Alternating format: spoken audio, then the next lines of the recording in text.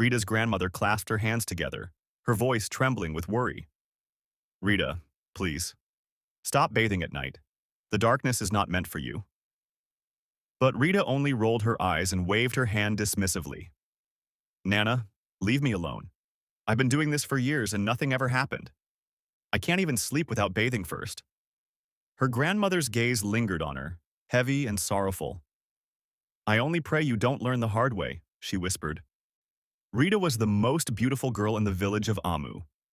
Her skin was smooth and radiant, her eyes sparkled like fresh morning dew, and her smile carried a softness that drew admiration from everyone who saw her. Yet, behind her, beauty was a habit that unsettled the elders, her nightly baths. While the villagers finished bathing before the sun dipped beyond the hills, Rita waited until the shadows grew long and the night embraced the land like a thick, black cloth. Only then would she carry her clay pot behind the house, hidden from prying eyes, to pour cool water over her skin. Her mother, Yi, had warned her many times. Rita, my child, water is different at night. When the sun sleeps, spirits rise. Don't invite trouble, she would say, shaking her head. But Rita would only laugh. Mama, those are just old stories. I love the night. It's quiet, it's cool. The water feels alive then. Even Nana, who rarely spoke, broke her silence one evening. Her voice was low, her eyes clouded with something deeper than age. It is not the water you should fear. It is what the water calls in the dark. Rita brushed it off, thinking her grandmother was just clinging to ancient fears. What harm could water possibly bring?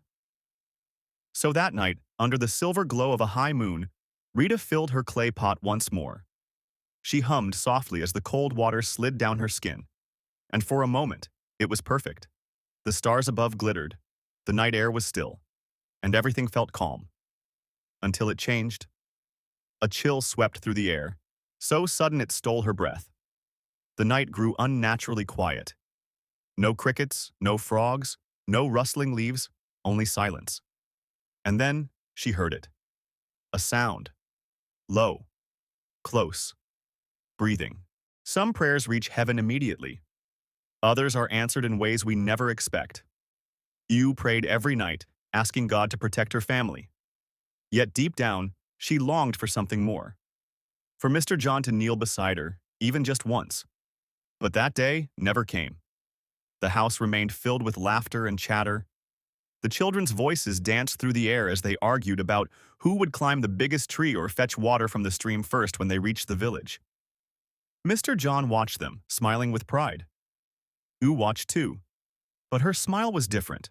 Small, quiet, and heavy with unspoken worry. She whispered a prayer under her breath, her eyes fixed on her family. Lord, please, keep us safe this Christmas. But as the festive days drew nearer, a shadow crept silently toward them. Something that waited patiently on the road ahead. Something that would soon test their faith and shake everything they believed in. One evening, Mr. John was driving home from work, humming to the sound of Christmas songs on the radio. His mind wandered, thinking of the journey, the laughter, the village, the warm air of home. Then, as he turned a sharp corner, his headlights caught a figure standing by the roadside. An old woman. She stood alone, waving weakly, clutching a small basket in one hand. Her wrapper was tied tightly around her waist, and the night air seemed to cling to her like a shadow. Mr. John slowed down and rolled down the window. "Mama, where are you going?" he asked kindly. "My son," the old woman replied in a weary voice. "I'm going to the next street." "Can you help me?" Without hesitation, Mr. John nodded. "Of course, Mama. Get in." The old woman climbed into the car slowly, settling on the seat with quiet dignity. For a moment, neither of them spoke. The car rolled forward gently, the road stretching ahead, dark, silent, endless. Something about the air changed. Something unseen was beginning. Some warnings come like whispers in the night, quiet, strange, and easy to ignore. Until it's too late. The car moved through the lonely road, swallowed by darkness. The only sounds were the hum of the engine and the faint chorus of crickets echoing from the fields. Mr. John tapped the steering wheel softly, lost in thought. Then the old woman cleared her throat. "My son," she began, in a voice both gentle and unsettling. "I hope you won't be angry with what I'm about to say." Mr. John glanced at her, curious. "What is it, Mama?" The woman took a long, trembling breath before speaking again. "This Christmas, you must not travel to your village. But if you must go, you and your family should pray and fast before the journey. There is danger ahead, my son. Danger that prayers alone can still turn away. When God closes one road, it's often to save us from something waiting at the end of it." The road seemed to grow quieter. Pride always finds another way. Mr. John burst into laughter. Mr. John scoffed, careless laugh that filled the car. "What does God have to do with a car engine?" "Mama," he said between chuckles. "I'll just call the mechanic. You want me to stop my family from going home for Christmas?" A local mechanic arrived. "We travel tools clanging as he leaned over the bonnet. Nothing ever happens. Inspecting every wire and bolt." The old woman's face watched from the doorway. The children whispering and giggling, more distant. After several minutes, something far beyond straightened up, wiping grease from his hands. "I have said what I came to say, Olga," she murmured softly. He said carefully. "The rest is in your hands, my son." When this car isn't going anywhere until it's repaired. Mr. John pulled over. Mr. John's mouth woman slowly opened the door, then turned to him one last time. "How is that possible? Thank you for the ride. I drove this car yesterday. But remember my words. It was fine. Pray and fast." The mechanic shrugged helplessly. Mr. John smiled these things just happen, sir. "It's beyond me, Mama." Ooh smiled faintly. "Take care of yourself." Her voice calm but firm. As he drove away, he shook his head. She said softly. "Why do people love to scare others with mocking her tone?" He thought. "God knows why." To him, she was just another superstitious villager trying to sound wise. "Are we just going to stay here and cancel Christmas? Nothing could go wrong." She didn't reply. They had traveled that same road as her husband paced back and forth like a restless lion. But behind him, the old woman remained standing in the dust. Her face unreadable under the pale moonlight. Mr. John clapped his hands. She watched the car disappear into the night. "We'll take a commercial bus." Her message delivered. "It's not ideal, but we'll still get to the village." Was no longer in her hands. Ooh frowned. It was now 2 days to Christmas. Sometimes God speaks, not through thunder or dreams. Go at all. Don't start again, signs, Mr. John choose to ignore. "I've made up my mind." Christmas morning arrived in a rush of laughter and excitement. The bags were repacked, and the children running from room to room danced around as they prepared to leave, and dragging their small bags inside. Ooh's heart grew heavier. The air smelled of fresh clothes. She closed her eyes and whispered a final prayer. And the promise of the long-awaited village trip. Take control. By the front door, bags even when we do not listen, filled with gifts, clothes, and everything far away in the quiet village they were so eager to reach. Mr. John stood proudly by, was unfolding, checking the time and urging everyone to hurry still, but Mama in the middle of all that noise, loud with bitterness. Ooh stood still. She sat outside her mud house, staring at the dusty road that led into the village. She called gently, her face tight with envy. "Come to the living room." Every year, pray before we Mr. John and his family arrived like royalty, but firm. Their shiny car gliding through the village, drawing admiring eyes from every corner. Ooh, again with this prayer thing. Ooh, we're not going to the moon, it's just the village. Their children bright and cheerful. Let me go warm up the car. A picture of happiness. He waved her off and stepped outside. Mama Amaka's hands clenched into fists. Who closed her eyes briefly. Her four sons could barely afford to return home. And when they did, she knelt down. It was either on old gathering the children around on foot. Each Christmas reminded her of her failure.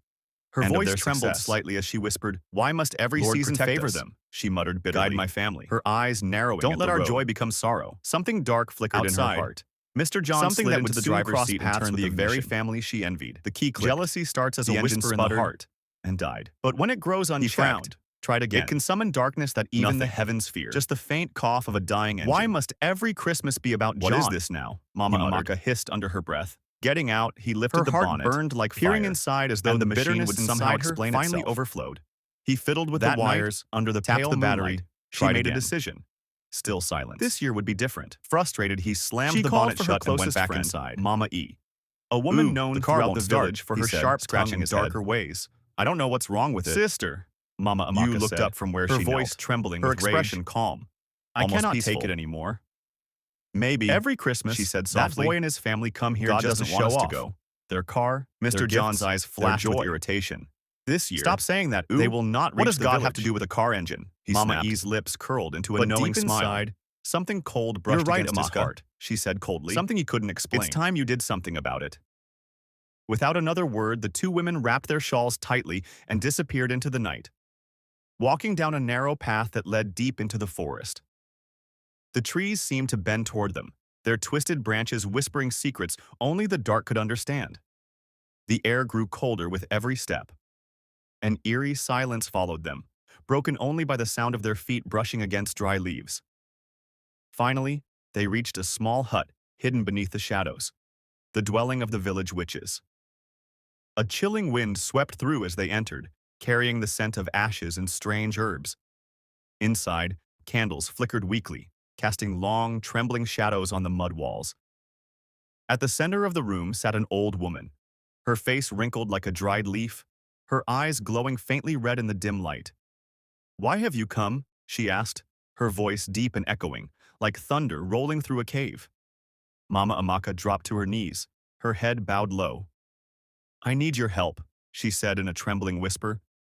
My, my stepson, John, must not reach this Christmas." The old witch leaned forward slowly, her eyes narrowing. "So, you wish to challenge destiny," she murmured. The candles flickered violently, and the air turned heavy, as if even the forest held its breath. When jealousy mixes with darkness, even the air trembles. But no curse is stronger than a mother's prayer. Mama Amaka's voice cracked as she knelt before the witches. "His success has shamed me and my children for too long. Every Christmas the village sings his name, not mine. That ends now." The witches erupted in laughter, a shrill, chilling sound like glass shattering in the wind. "Is that all?" the leader hissed, her eyes glowing faintly red. "Consider it done." They gathered around a large clay pot bubbling with a thick, black liquid that smelled of death and smoke. One witch dropped in a torn piece of cloth, a fragment of John's shirt that Mama Amaka had secretly kept from his last visit. Another sprinkled ashes into the pot, whispering words that twisted the very air around them. The leader raised her bony hand, and silence fell. Even the forest outside seemed to stop breathing. "They will not reach this village alive," she declared. "A deadly accident waits for them on the road." Mama Amaka's lips trembled, not with fear, but with dark satisfaction. She handed over a few silver coins as payment, her heart racing with evil delight. "It is done," the old witch said, her voice as cold as stone. That night, Mama Amaka walked home through the dark forest. Her face was calm, but inside her heart danced wildly. She could already see it. John's bus overturned, his family gone, the villagers mourning. Finally, no one would outshine her sons again. But while she slept with a wicked smile, God was already at work in another place. The next morning, City Bus Park. Mr. John and his family arrived at the crowded park just after sunrise.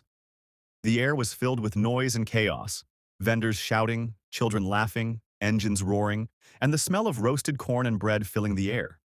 Travelers rushed everywhere, dragging bags and calling out destinations. The children clung tightly to their luggage, their faces glowing with excitement. Mr. John, holding their tickets, led the way to a large bus. It wasn't as comfortable as their car, but it would do. As everyone settled into their seats, Ooh rose slowly, her calm voice cutting through the noise. "Please," she said, "let us pray before the journey begins." Some passengers nodded respectfully and bowed their heads. Others rolled their eyes, whispering among themselves. Mr. John's face turned red with embarrassment. "Ooh, sit down," he hissed. "You're embarrassing me. This is a bus, not a church." But Ooh didn't listen. She closed her eyes, lifted her hands slightly, and prayed with quiet power. "Lord, protect us on this journey. Cover this bus, and everyone inside it, with your mercy. Let no harm come our way. Amen." A few passengers murmured, "Amen," softly. Others smirked and looked away, but somewhere far beyond what any of them could see, the heavens had heard her voice. Same HR line trujma and meanings, and the bus rattled forward, leaving the city's noise behind. Fields stretched out on both sides, the sun rising slowly, casting gold over the dusty road. Inside, the children chattered happily, their laughter filling the air. Ooh smiled quietly, her heart whispering a prayer of gratitude. Mr. John leaned back, arms folded, eyes heavy with sleep.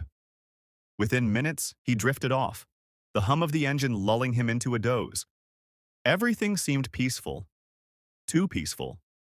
The road curved ahead, lined with tall trees whose shadows danced across the moving bus. Suddenly, a loud, desperate shout cut through the calm. "The brakes! The brakes aren't working!" the driver yelled, his voice trembling. In an instant, chaos erupted. The bus began to swerve violently, lurching from one side of the road to the other.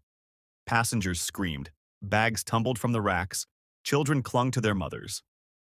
Oo's heart pounded.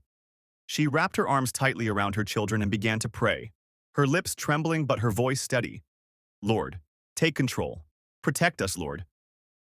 Up ahead, through the dust and panic, a huge tanker truck appeared, its massive frame blocking the entire road. The driver fought with the steering wheel, sweat dripping from his brow, but it was useless. The bus hurtled forward, unstoppable. Jesus, save us, Oo cried. Then, a deafening crash. Metal screamed, glass shattered, the world spun into chaos. And then, silence. Miles away in the village, the wind carried whispers of tragedy. By sunset, everyone knew Mr. John and his family had been in a terrible accident. People gathered in groups, voices hushed, faces heavy with sorrow. When Mama Amaka heard the news, she fell to the ground wailing, beating her chest and crying out, "Oh, my son, my stepchildren, what have we done to deserve this?" But deep inside her, a dark joy flickered. It worked, she thought. Finally, my sons will no longer live in his shadow. Her tears were only for show. Her heart was dancing in secret victory. At the crash site, rescuers arrived hours later. The bus was a mangled wreck, smoke curling into the sky. Yet, amid the ruin, a miracle glowed. You and her children were found alive, not a single bruise, not a drop of blood. It was as if an unseen hand had wrapped them in divine protection. Mr. John, however, wasn't so fortunate. He had been in the front seat. The impact crushed his legs. He was alive, but broken. His body would never be the same again. The rescuers rushed Mr. John to the hospital, his family close behind, hearts pounding with fear yet clinging to hope. He was still breathing. At the hospital, Oo knelt beside his bed, her children huddled close. Tears streamed down her face as she whispered desperately, "Lord, you saved us from the accident. Please don't take my husband. Let him live." Doctors worked tirelessly through the night, their faces grim, their hands steady. By morning, Mr. John awoke, weak, trembling, but alive. The news spread quickly, and Oo's heart swelled with gratitude and relief. Late that day, the old woman whom Mr. John had helped days ago quietly entered the hospital room. Her steps were slow but deliberate, her presence carrying a weight of wisdom and authority. She stood by his bedside, her eyes deep and knowing. "Do you remember me?" she asked gently. Mr. John nodded weakly. "Yes, Mama." She lowered herself into a chair beside the bed, her voice calm yet firm. "I warned you not to go to the village this Christmas," she said.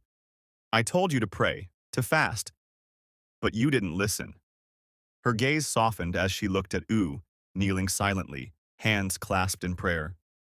"If not for your wife's prayers, you and your children would have been gone by now." Mr. John's eyes welled with tears. He turned to Oo, silently acknowledging the power of her faith. The old woman continued, her voice grave. "Your stepmother, Mama Amaka, and the village witches had planned evil for you. They cursed you, but God is greater than any curse. It was your wife's prayers that built a shield around your family." Mr. John broke down completely, tears rolling freely down his cheeks. "I was foolish," he whispered, voice trembling. "I didn't listen. I didn't pray." The old woman placed a reassuring hand on his shoulder. "Let this be a lesson," she said softly. "Never underestimate the power of prayer. Never ignore the warnings of God." From that day forward, everything changed. Once discharged, Mr. John became a new man. Every morning, he was the first to call his family to prayer. Kneeling beside Oo, he thanked God for his mercy, never again taking for granted the invisible hand that had protected them. A reminder that faith, love, and prayer were stronger than any curse, jealousy, or danger that life could throw their way. That day on, Mr. John's life was transformed. Every Sunday, he was the first to arrive at church, his voice rising above all others in worship and gratitude. Prayer had become his anchor, his constant guide, and he never took it for granted again. As for the village, Mr. John never returned for Christmas. The memory of the accident, and the bitter knowledge of his stepmother's jealousy kept him away. It wasn't until many years later, after Mama Amaka had passed away, that he returned. This time he came with a humble heart, a spirit full of gratitude, and a deep understanding of the lessons life had taught him. The story of Mr. John's accident, the near tragedy that became a miracle, spread far and wide. It became a lesson for everyone who heard it. Prayer is the strongest shield against unseen dangers, and not everyone celebrates your success. And so, the family thrived, their bond strengthened by faith, love, and the knowledge that divine protection is always greater than any human plan. If you enjoyed this story, don't forget to like this video, share your thoughts in the comments, and subscribe for more enchanting tales just like this one. Thank you for watching, and remember, sometimes the smallest prayers carry the greatest power.